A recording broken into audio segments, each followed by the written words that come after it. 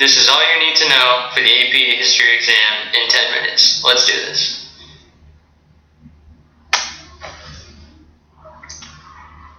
The first English colony established in 1607 was Jamestown. The governor of this colony was John Smith, and the colony was unsuccessful at first because in the first winter many died because of poor supplies. Following Jamestown, colonists dispersed up and down the east coast, coming from overseas countries including England and the Netherlands. The colonists established the original 13 states, including Massachusetts, Virginia, Pennsylvania, New York, New Hampshire, North Carolina, South Carolina, Georgia, Delaware, New Jersey, Maryland, Rhode Island, and Connecticut. With the new colony being run by farming, America needed cheap labor from slaves, so they got slaves in the triangle trade from Africa, and in return, they sent tobacco, sugar, and cotton to Europe, and Europe sent textiles and manufactured goods to Africa in return. The Enlightenment started in late 17th century Europe, and it was a cultural movement of intellectuals. Its purpose was to reform society using reason to promote knowledge through science. It flourished until late 1790 and influenced the American Declaration of Independence. The Great Awakening was a religious revival started in the late 18th century. It was especially strong in the Northeast and Midwest, but was popular because it was not popular just in the cities, but also in the suburbs. Also, temperance and abolitionist movements were popular at this time. The American Revolution was started by the Battle of Lexington and Concord, and by the United States declaring independence from England on July 4th, 1776. America started off poorly, but after winning the Battle of Saratoga, they turned the tide of the war and sought help from the French and General Lafayette.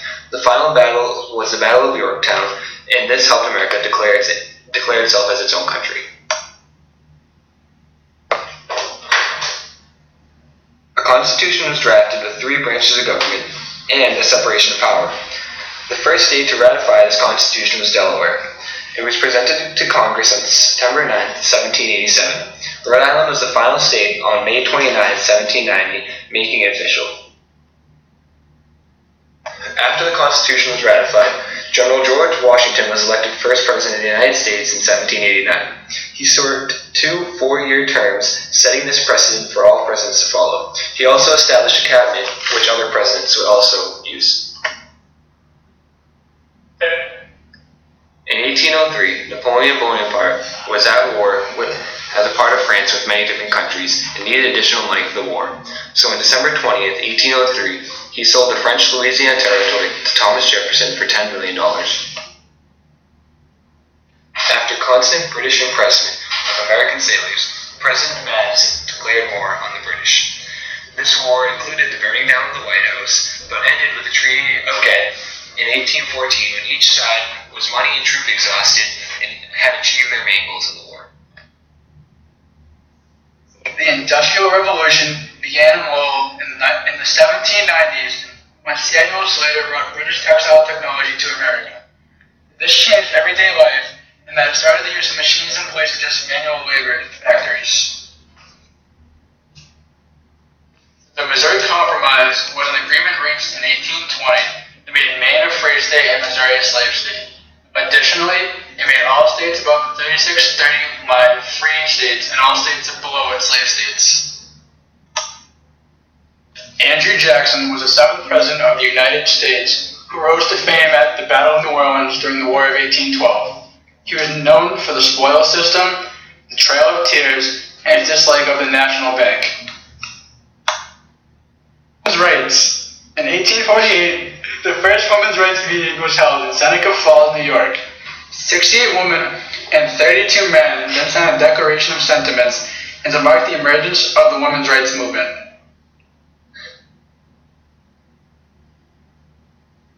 Manifest Destiny was the belief that America should own all land from East Coast to West Coast. Americans tried to obtain as much land as they possibly could, and this belief was fulfilled in 1853 following the Gadsden Purchase. The war with Mexico was prompted by President James K. Polk due to a dispute of the Mexico-Texas border in 1846. The U.S. won the war in 1848 and also won a large section of the present-day western United States, thus putting us closer to fulfilling Manifest Destiny.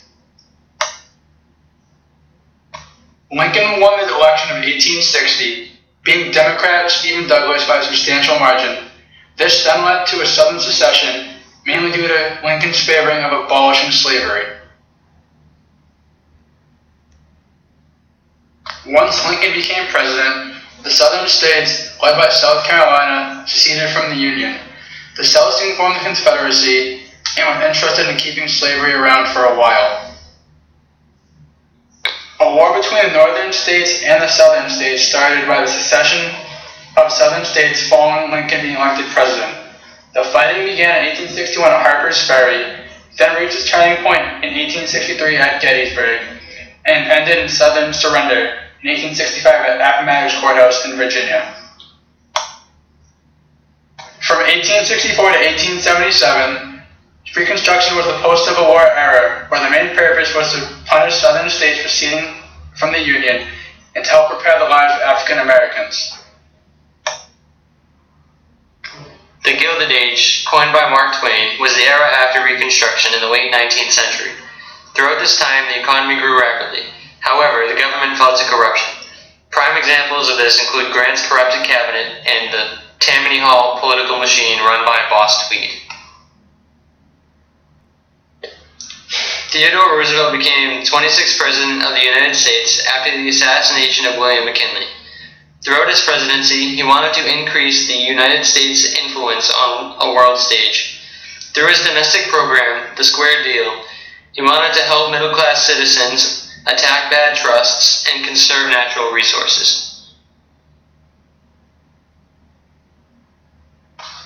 Taft became the 27th president in 1909 after Theodore Roosevelt. Taft was also a progressive president, attacking many bad trusts. However, he came into conflict with Roosevelt and the Progressive Party, leading him to rely on the conservatives of his party. Franz Ferdinand was the Archduke of Austria-Hungary, who was assassinated in the year 1914. This led to Austria-Hungary's declaration of war on Serbia. Following this, other countries, particularly Germany, got involved, which all led to World War I. Wilson became the 28th president in 1913. Regarding foreign policy in the war, Wilson was very idealistic, believing he could bring peace and unity throughout the world. He tried very hard to keep America out of the war, and did so for most of it. However, following the Zimmerman telegram and the sinking of U.S. ships by Germany, he was forced to join in the war. The Treaty of Versailles officially ended the First World War in 1919. The treaty was revised multiple times at the peace conference, and ultimately required that Germany take full responsibility of the war and also pay for its damages. The 1920s also became known as the Roaring Twenties. During this post-war era, the American economy experienced vast growth. More people moved to cities than ever before. New inventions, such as the radio, for example, began to change American society forever. Just as the decade was about to turn, the stock market crashed, sending not only the American economy, but the economy of much of the world into turmoil. The time period following this economic disaster became known as the Great Depression. Franklin Delano Roosevelt was elected the 32nd president in 1933. His domestic program, the New Deal, helped fight back the depression facing the country. Throughout his presidency, the government became much more involved with the lives of the people, especially through legislatures such as the Social Security Act. World War II officially began with the German invasion of Poland. Franklin Delano Roosevelt tried to stay neutral, but America was dragged into the war after the attack on Pearl Harbor by Japan. The main allies were England, the United States, France, and eventually Russia, while the Axis powers consisted of Japan, Germany, and Italy.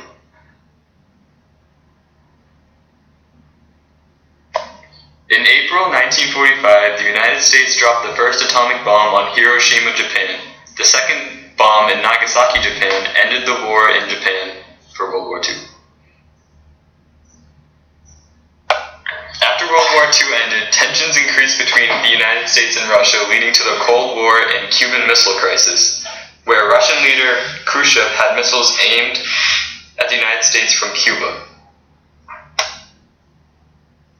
John F. Kennedy, elected in 1960, was the youngest president ever elected. He resolved the Cuban Missile Crisis by putting a blockade on the island of Cuba and threatening to hit Russia with missiles set up in Turkey. Russian leader Khrushchev removed their missiles immediately from Cuba. In 1963, the most popular president of the 20th century was shot and killed in a parade in Dallas, Texas by Lee Harvey Oswald. Oswald was later killed by Jack Ruby, and his motives were never known.